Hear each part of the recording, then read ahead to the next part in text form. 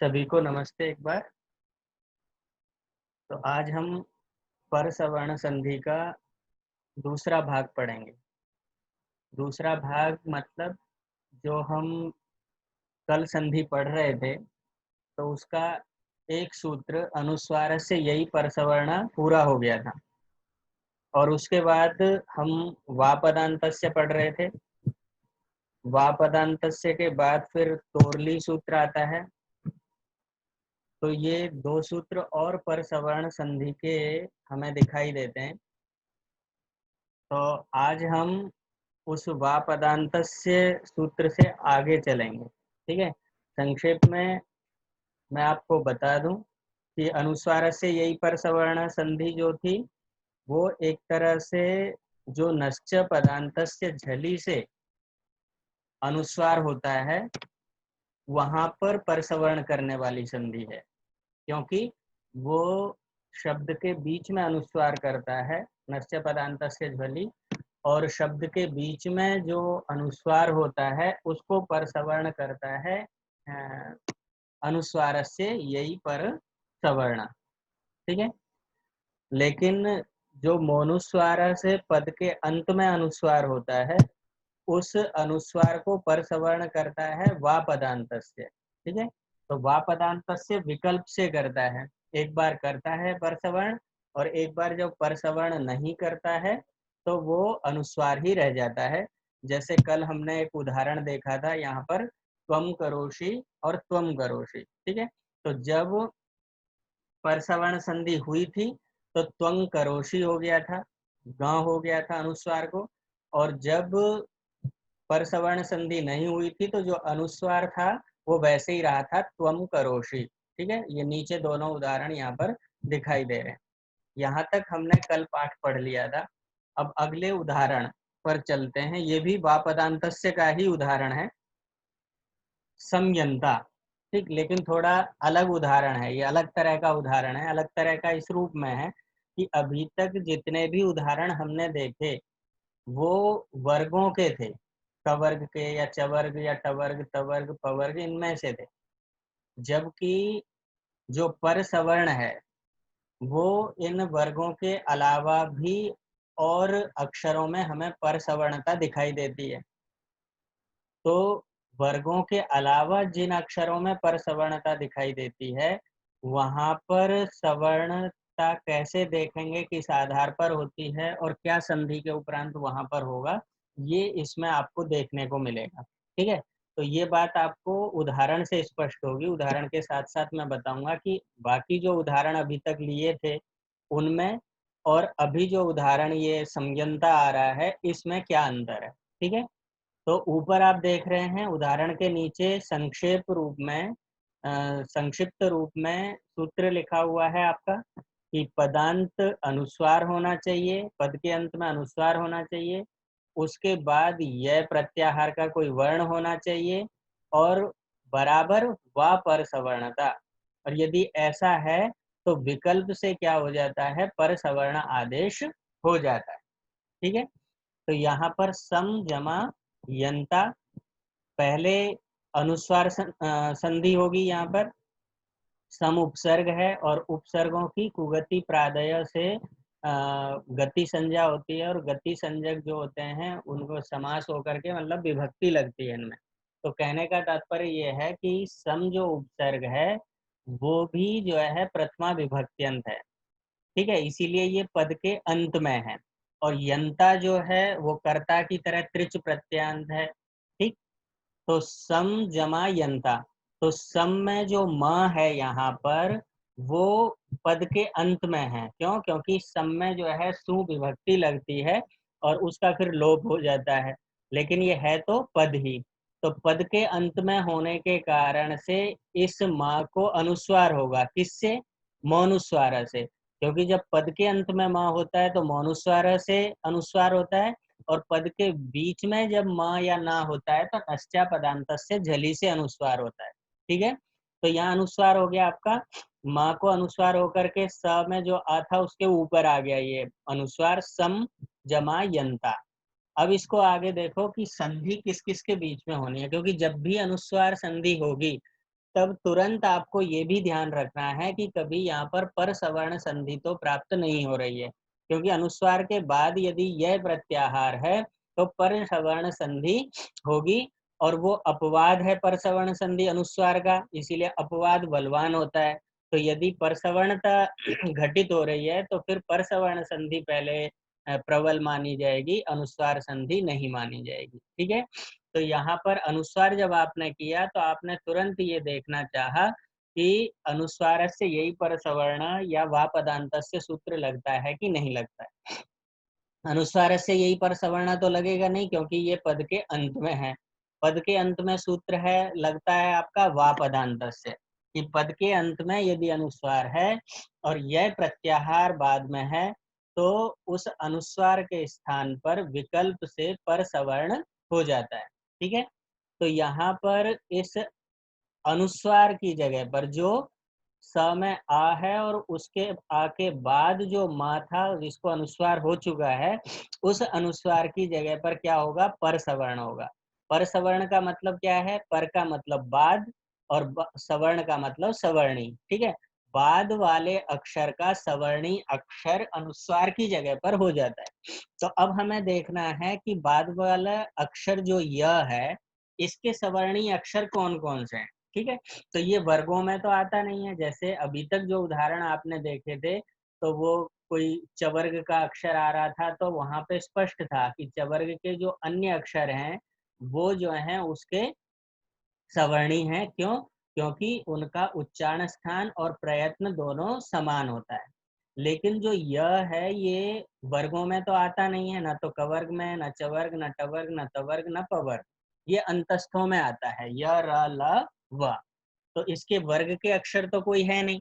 अब यदि हम इसकी सवर्णता जानना चाहेंगे कि इसके सवर्णी अक्षर कौन कौन है, तो हमें उसके लिए इसके आभ्यंतर प्रयत्न और स्थान मिलाने पड़ेंगे। ठीक है, मान लो इसका उच्चारण स्थान तालु है, तो तालु उच्चारण स्थान किसका होता है, च छ ज झ य का होता है, क्योंकि इचु यशास तालव्या। ठीक है, उसमें इकार और पूरा चवर्ग जो है इचु यशा य और श। ठीक है, श मतलब तालु तालव्य श, इनका उच्चारण स्थान तालु होता है।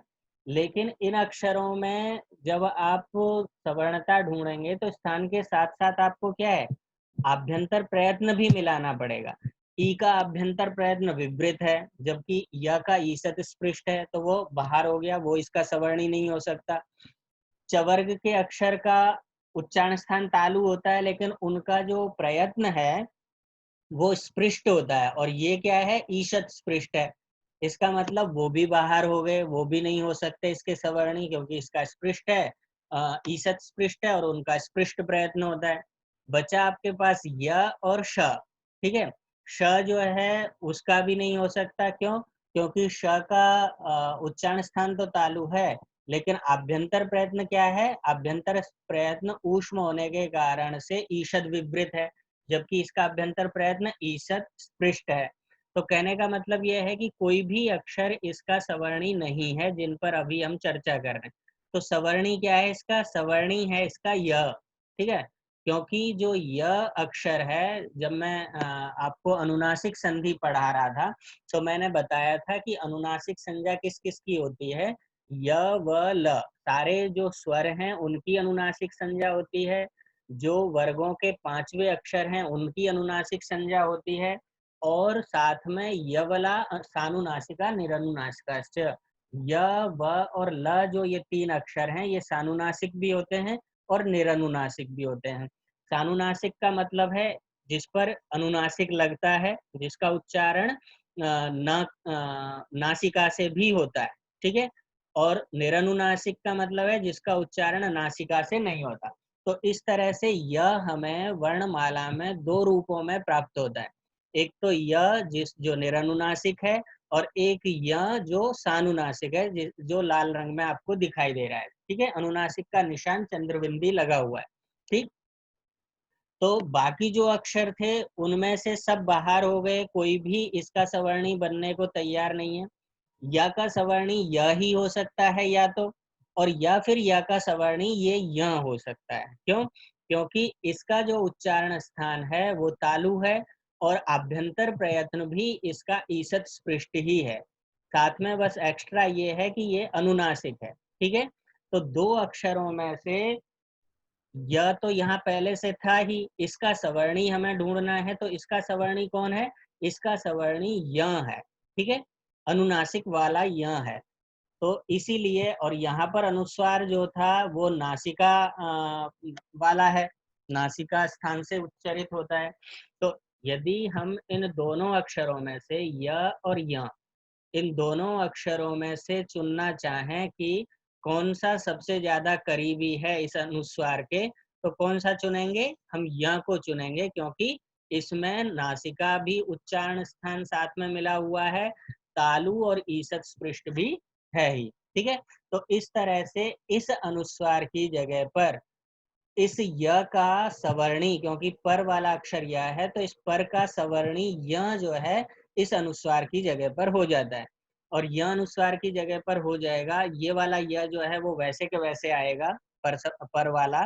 तो आप देखो किस तरह से आपका शब्द सिद्ध होगा कि स में अ जुड़ा हुआ था, आ के बाद जो अनुस्वार था उस अनुस्वार की जगह पर य हो गया है। ये लाल अक्षरों में आपको दिखाई दे रहा है। और इसके बाद फिर जो य है वो वैसे ही आ गया, उसके बाद सारे अक्षर वैसे ही आए, अ न त आ। और जब इन सारी मात्राओं को आप मिला देंगे तो ये क्या बन जाएगा? संयंता, संयंता। ठीक है, क्योंकि स और आ है, और इस य में जो अक्षर था, या में जो चंद्र बिंदी थी, वो इसके ऊपर आ जाएगी, संयंता बन जाएगा। थोड़ा सा लिखने में यहाँ गड़बड़ी दिखाई दे रही है। ये जो अनुनासिक है ये स के ऊपर आएगा असलियत में। क्यों? क्योंकि इस वाले य पर जो पहला य है ये जो है अनुनासिक है, और जो अनुनासिक जहाँ पर होता है उससे पूर्व वाले स्वर पर हम उसको प्रदर्शित करते हैं। तो इस य के आ पर नहीं होगा ये, बल्कि सा का जो आ है उस आ पर ये जो चंद्र अनुनासिक चिन्ह है वो प्रदर्शित होगा, लेकिन शब्द यही बनेगा, संयंता, डबल या रहेगा। ठीक है। अच्छा, दूसरी तरफ क्या है कि जब विकल्प से परसवर्ण संधि होती है पदांत में, तो जब अनुस्वार के स्थान पर य हो गया तब तो आपका रूप बन गया क्या? संयंता। लेकिन जब अनुस्वार के स्थान पर परसवर्ण संधि नहीं हुई तो फिर क्या रहेगा? वो विकल्प होने के कारण से अनुस्वार ही होगा। तो अनुस्वार ही होगा तो दूसरा रूप अनुस्वार वाला बनेगा। स और अ है, के बाद जो अनुस्वार था वो अनुस्वार लाल रंग में आपको आ के ऊपर दिखाई दे रहा है। और इस तरह से य अ न त आ, और सारी मात्राओं को जब हम जोड़ देंगे, मिला देंगे, तो क्या बन जाएगा? आपका संयंता। इस तरह से शब्द सिद्ध हो जाएगा। ठीक है, तो ये वा पदांतस्य का एक उदाहरण दिखाया जो पिछले उदाहरण से थोड़ा भिन्न था। पिछला उदाहरण त्वं करोषि, त्वं करोषि, ये भी जो है वापदांतस्य का ही उदाहरण था, लेकिन वो कवर्ग का उदाहरण था। वहां आसान था कि वर्ग का अक्षर है, इसीलिए वर्ग का 5वां अक्षर आप चुन लो कि वो जो है परसवर्णी होता है। लेकिन यहाँ जो अक्षर बाद में आया वो यह प्रत्याहार में आ रहा है, लेकिन ये वर्ग का ना होने के कारण से इसका परसवर्णी ढूंढना ये थोड़ा मुश्किल था, और उसको मैंने बता दिया। इसी तरह से यहाँ पर व भी हो सकता है, क्योंकि य व ला, ठीक है, य और व और ला ये 3 अक्षर ऐसे हैं जो सानुनासिक भी होते हैं और निरनुनासिक भी होते हैं। तो इसीलिए इन तीनों अक्षरों के उदाहरण आपको देखने को मिलेंगे। जैसे य का तो ये हो गया संयंता, समयंता। ऐसे ही जो है व का मिलेगा आपको कौमुदी में संवत्सरम, संवत्सरम। ठीक है, दो उदाहरण मिलेंगे। एक में डबल व हो जाएगा संवत्सरम, ठीक, और अनुनासिक रहेगा, और जहाँ पे अनुनासिक नहीं होगा वहां पे अनुस्वार रहेगा संवत्सरम। इसी तरह से ल परे होने पर भी आपको दो रूप दिखाई देंगे, यल्लोकम और यमलोकम। ठीक है, तो इस तरह से जैसे यह का है वैसे ही दोनों उदाहरण रहेंगे। तो एक उदाहरण आप यहाँ पर आपने देख लिया अच्छी तरह से, बाकी जो है आप कॉमेडी में भी देख सकते हो। और इस तरह के और भी उदाहरण बना सकते हो अभ्यास के लिए जहाँ पर आपको उपलब्ध होते हैं। ठीक है, तो इस तरह से आपकी वा पदांतस्य जो संधि है परसवर्ण संधि, वो भी यहाँ पर पूर्ण होती है। तो दो सूत्र हम लोग परसवर्ण संधि के पढ़ चुके हैं। एक तो अनुस्वार के स्थान पर परसवर्ण तब होता है जब अनुस्वार पद के बीच में होता है। ठीक है, और जब पद के अंत में अनुस्वार होता है तो परसवर्ण विकल्प से होता है, वा पदांतस्य से होता है। और तीसरा परसवर्णता हमें दिखाई देती है सूत्र तोरली में। ठीक है, ये इतना ही सूत्र है तोरली, और इसमें पीछे से अनुवृत्ति आती है परसवर्णा की, अनुस्वार से यही परसवर्णा से परसवर्णा की अनुवृत्ति आ रही है।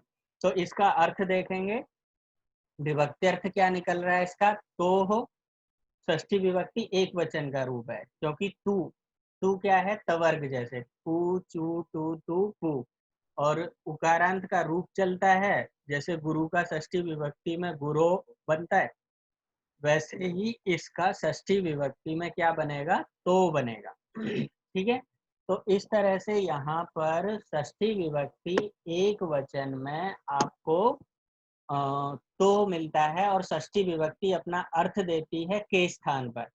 तो तू में जब षष्ठी विभक्ति लगी हुई है तो इसका अर्थ हुआ कि तू के स्थान पर, अर्थात तवर्ग के स्थान पर। इसके बाद है ली, ली सप्तमी विभक्ति एक वचन है, जैसे अची। ठीक, मैंने पहले ही विभक्ति अर्थ पढ़ाते समय आपको ना दो शब्द रूप याद करने को बोले थे। एक तो अच का याद कर लेना, हलंत मतलब, और एक अकारांत अह का। ठीक है, तो वो आपको सब जगह पे काम आएंगे। तो यहाँ पे ली जो है, जैसे अची में ई लग रहा है सप्तमी विभक्ति में, वैसे ही ल में सप्तमी विभक्ति में ई लग रहा है ली। और सप्तमी विभक्ति अपना अर्थ देती है परे होने पर, अर्थात क्या मतलब हुआ कि ल के परे होने पर, लकार परे होने पर, और अनुवृत्ति आ रही है पर सवर्णा की, अर्थात प्रथमा विभक्ति है। प्रथमा विभक्ति अपना अर्थ क्या देती है कि होता है, पर सवर्ण हो जाता है। तो इसका अर्थ क्या निकल करके आया कि यदि तवर्ग से उत्तर लकार परे हो तो तवर्ग के स्थान पर सवर्ण हो जाता है। तो यहाँ पर ब्रैकेट में मैंने यदि तवर्ग से उत्तर दिखाया है। ठीक, क्यों, क्योंकि ये प्रत्यक्ष रूप से सूत्र में यहाँ पर नहीं है, लेकिन ये गम्य है कि लकार यदि परे है और तवर्ग के स्थान पर जब हम संधि कर रहे हैं तो स्वाभाविक सी बात है कि पूर्व में जो है वो तवर्ग का ही अक्षर होगा। ठीक है, तो इसीलिए अर्थ निकल करके आया कि यदि तवर्ग से उत्तर और लकार परे हो तो तवर्ग के स्थान पर, क्योंकि षष्ठी विभक्ति तू में है तो तवर्ग के स्थान पर संधि होती है। और कौन सी संधि होती है, पर सवर्ण हो जाता है, पर सवर्ण संधि हो जाती है, पर वाले का सवर्णी अक्षर अर्थात उसकी जगह पर हो जाता है। तो इसको उदाहरण में अब आप देखोगे कि किस तरह से घटती है ये संधि, ये सूत्र। सूत्र संक्षिप्त में आपका बना क्या कि तवर्ग जमा लकार बराबर पर सवर्ण, मतलब पूर्व शब्द का अंतिम अक्षर तवर्ग होना चाहिए, तवर्ग का कोई अक्षर होना चाहिए। पर शब्द का आदि अक्षर लकार होना चाहिए। ठीक है, ल होना चाहिए, लकार का मतलब ल। ठीक, और यदि ये स्थिति मिलती है आपको तो तवर्ग के स्थान पर क्या हो जाता है, संधि हो जाती है, पर सवर्ण संधि हो जाती है, बाद वाले का सवर्णी अक्षर हम लोग कर देते हैं।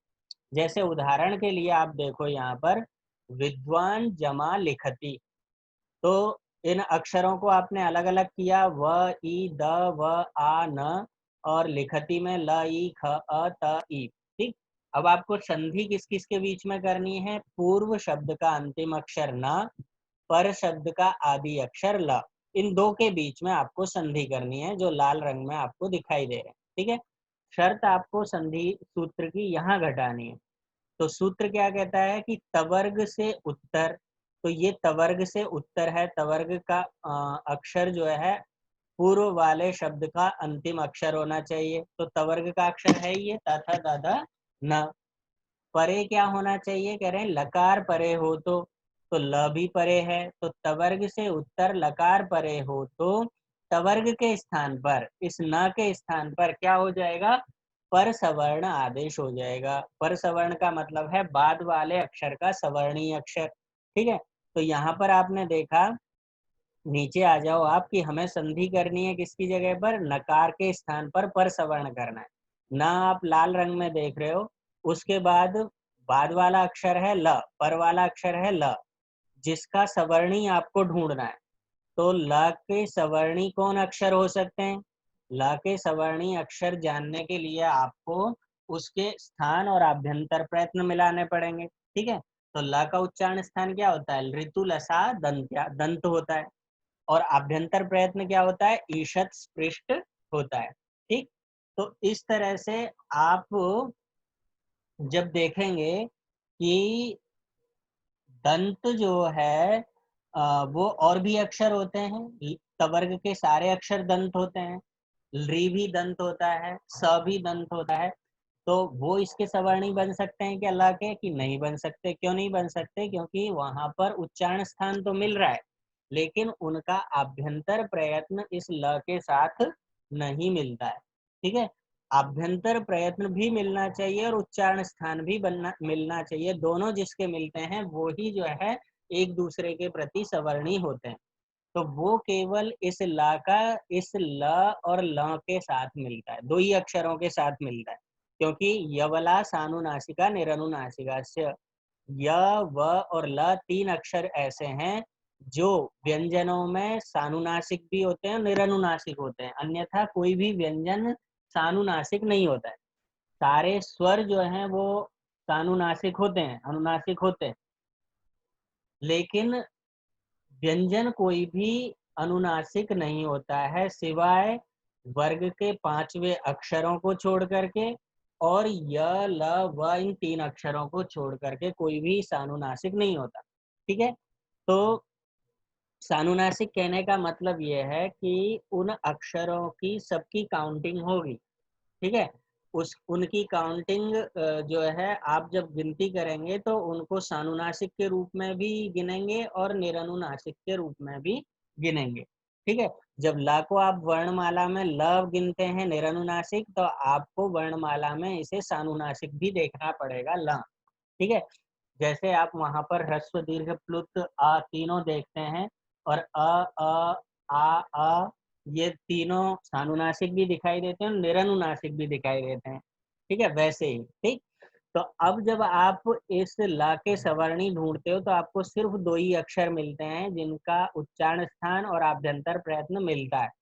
एक तो ला का ला ही खुद सवर्णी है, और दूसरा इसका सवर्णी क्या है, जो अनुनासिक ल है, सानुनासिक ल है, क्योंकि इसका भी उच्चारण स्थान दंत और ईशत पृष्ठ ही है। ठीक है, तो इन दोनों में से कौन सा अक्षर होना चाहिए? तो ये कह रहे हैं कि इसके सबसे ज्यादा जो समानता रखता हो, न से जिसकी जगह पे कर रहे हो आप, उससे समानता रखता हो, तो उससे समानता क्या रखता है, ल रखता है। क्यों? क्योंकि न जो है वो अनुनासिक वर्ण है, जो कि नासिका से बोला जाता है, वैसे ही ल जो है वो अनुनासिक वर्ण है जो कि नासिका से बोला जाता है। ठीक है, तो इसीलिए इससे ज्यादा समानता न से कौन रख रहा है, ल रख रहा है, ना कि ल। सिंपल। ठीक है, अब इसको आप वर्णों को उतार लेंगे वैसे ही, व में ई जुड़ा हुआ था, द में व जुड़ा हुआ था, व में आ जुड़ा हुआ था, और इस आ के बाद क्या था, ल था। तो इस आ के बाद न था, न की जगह पर आप देख रहे हो यहाँ लाल रंग में कि इस न की जगह पर हमने पर वाले का सवर्णी, इस ला का सवर्णी क्या कर लिया है, ल कर लिया है, ल यहाँ से हमने ले लिया है। ठीक है, तो इस न की जगह पर ये ल आ गया, और उसके बाद जो अक्षर हैं वो वैसे ही उतर आएंगे, ल ई ख अ त ई, और इन सारी मात्राओं को जब आप मिलाएंगे तो क्या शब्द बनेगा, विद्वान लिखति। व ई द व, ये जो ल में अनुनासिक है वो इस आ के ऊपर आ गया, क्योंकि अनुस्वार या अनुनासिक क्या है, अपने से पूर्व वाले स्वर के ऊपर प्रदर्शित किया जाता है, इसीलिए इस आ के ऊपर स्वर यहाँ प्रदर्शित है, और इस तरह से यहाँ पर क्या बन जाता है, ये विद्वान लिखति, इस तरह से आपका रूप बन जाएगा। ठीक है, अच्छा यहाँ पर जो है ये विकल्प वाली संधि नहीं है, ये नित्य संधि है। इन्होंने कहा कि यदि तवर्ग के बाद, तवर्ग के किसी भी अक्षर के बाद यदि क्या है, यदि लकार अक्षर है, केवल लकार के लिए कहा है, यहाँ पे यह वगैरह भी नहीं कहा है, ना ये अनुस्वार की जगह पर भी नहीं होता है, ये क्या है, तवर्ग के अक्षर की जगह पर होता है। तवर्ग के अक्षर में त भी हो सकता है, थ भी हो सकता है, द भी हो सकता है, ध भी हो सकता है, ना भी हो सकता है, यहाँ पर ना है, ठीक है। तो इस तरह से यहाँ पर ल होकर के विद्वान लिखति ये शब्द आपका बन जाता है और एक ही रूप बनता है, क्योंकि यहाँ नित्य संधि होती है, विकल्प से नहीं होती है, ठीक है। तो विद्वान लिखति इस तरह से शब्द सिद्ध हो जाता है। इससे अगला उदाहरण आप देखोगे इसी सूत्र का, ठीक है। अग्निचित लुनाति, क्योंकि तवर्ग के अक्षर के परे ल होने पर यह कहता है, तो तवर्ग का कोई भी अक्षर आपको पूर्व में मिल सकता है। पिछले उदाहरण में न था, लेकिन इस उदाहरण में कौन सा अक्षर है, त है अंत में, ठीक है। पूर्व शब्द का अंतिम अक्षर यहाँ पर त दिखाई दे रहा है आपका, पर शब्द का आदि अक्षर ला दिखाई दे रहा है, ठीक है। जब आपने इन अक्षरों को तोड़ा, अलग अलग किया, तो संधि आपको करनी है ता और ला के बीच में, जो कि लाल रंग में आपको प्रदर्शित किए गए, ठीक। तो यहाँ पर आप संधि की शर्त घटाएंगे कि तवर्ग से उत्तर यदि लकार परे हो तो तवर्ग का त ही है, यहाँ पर स्पष्ट है त, और लकार परे भी है।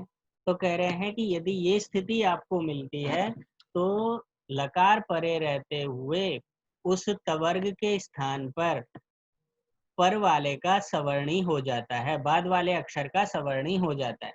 तो बाद वाले अक्षर का सवर्णी क्या लाएंगे, हम देखेंगे यहाँ की ता के बाद ला है, और ला का जो सवर्णी है वो दो अक्षर होते हैं, एक तो ल होता है और एक खुद ही ल होता है, ठीक है।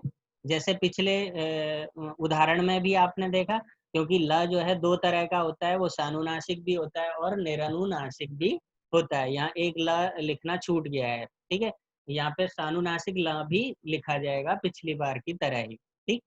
तो जब आपने यहाँ पर देखा कि इस बाद वाले का सवर्णी हमें ढूंढना है, तो दो अक्षर आए निकल करके, एक तो सिंपल ला और एक सानुनासिक ला जिसके ऊपर ला है, ठीक है। क्योंकि इन दोनों का ही आभ्यंतर प्रयत्न और स्थान समान है, दंत और ईशत पृष्ठ है।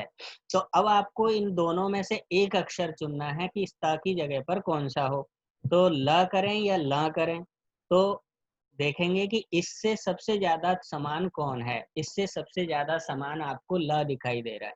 क्यों, क्योंकि जो ल है उसमें नासिका से भी बोला जा रहा है, जबकि त जो है उसका उच्चारण स्थान नासिका नहीं है, केवल दंत ही है। तो इसीलिए इससे सबसे ज्यादा तुल्य जो है वो क्या होगा, यहाँ पर ल ही होगा। तो इस त की जगह पर लकार आदेश हम कर देंगे, और लकार आदेश हो जाएगा, तो इस तरह से ये शब्द क्या बन जाएगा आपका, सारे अक्षरों को आपने उतार लिया, अ ग न ई च ई, और इसके बाद जो त था उस त की जगह पर लाल रंग में आपको अब ल दिखाई दे रहा है, ठीक है। बाद का अक्षर वैसे ही आ गए, ल उ न आ ती ई, और इस तरह से सारी मात्राओं को आप मिला देंगे तो अग्निचिल लुनाती इस तरह से ये शब्द बन जाएगा। मतलब कहने का देखो, सामान्य भाषा में ये भी हो सकता है, क्योंकि हर उदाहरण में आपको इस सूत्र में लकार परे मिलेगा ही, क्योंकि ये सूत्र ही कह रहा है कि लकार परे होने पर सवर्ण होता है, और पर वाले का ही सवर्णी आपको ढूंढना है। तो इसका मतलब हर जगह पर सवर्णी के रूप में दो ही अक्षर आपके पास उपस्थित होंगे, एक सिंपल ल और एक अनुनासिक ल, ठीक है। तो आपको बस ये ध्यान रखना है कि तवर्ग का जो अक्षर है वो यदि अनुनासिक है तो उसकी जगह पर आप अनुनासिक ला कर देंगे, और यदि अनुनासिक नहीं है, पांचवा अक्षर नहीं है, ना नहीं है, उसके अलावा त थ द ध है, तो उसकी जगह पर सिंपल ला कर देंगे, होगा लकार ही। और इस तरह से आपकी ये परसवर्ण संधि तोरली की हो जाएगी, ठीक है। इसके बाद और भी इस तरह के उदाहरण संपन्न हो सकते हैं। अभी आपने त का और ना का उदाहरण देखा, आप द का भी उदाहरण आपको उपलब्ध हो सकता है, थ का भी हो सकता है, और आपको ध का भी उदाहरण उपलब्ध हो सकता है। तो इसको आप लोग स्वयं ढूंढना उदाहरणों को, ये आपकी संधि यहाँ पर पूरी हो रही है। पर सवर्ण इन तीन सूत्रों को आपको इसमें ध्यान रखना है इस संधि में।